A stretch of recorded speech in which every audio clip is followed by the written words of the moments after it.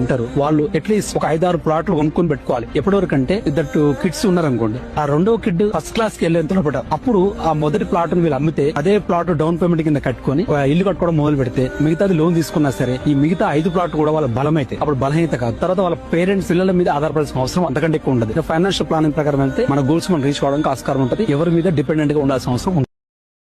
Hi friends, మన project ఇప్పుడు రాబోయే ఐకానిక్ బ్రిడ్జ్కి జస్ట్ 1 కిలోమీటర్ డిస్టెన్స్లో ఉన్న క్రికెట్ స్టేడియంని ఆనుకుని 70 ఎకరాల mega gated community CRD RERA project అండి. మన ప్రాజెక్టులో ఇండిపెండెంట్ హౌసెస్, ఓపెన్ ప్లాట్స్ కలవు.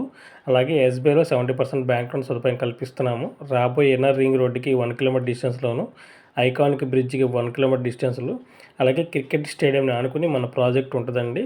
100% వాస్తు, క్లియర్ డాక్యుమెంట్స్తో ఉంది. 5 కిలోమీటర్ల ఇబ్రహీంపట్నం సర్కిల్ అండి. అలాగే ఒక 7 కిలోమీటర్ల Paritala railway hub, railway station గట్రా దగ్గరలో ఉంటుంది. ఇవాళ తక్కువ ప్రైస్లో మనం ఇవ్వటం జరుగుతుంది. Bank loan 70% కల్పిస్తున్నాము. కావాల్సిన వాళ్ళు కింద స్క్రోల్ అవుతున్న నెంబర్ని కాంటాక్ట్ అవ్వగలరు.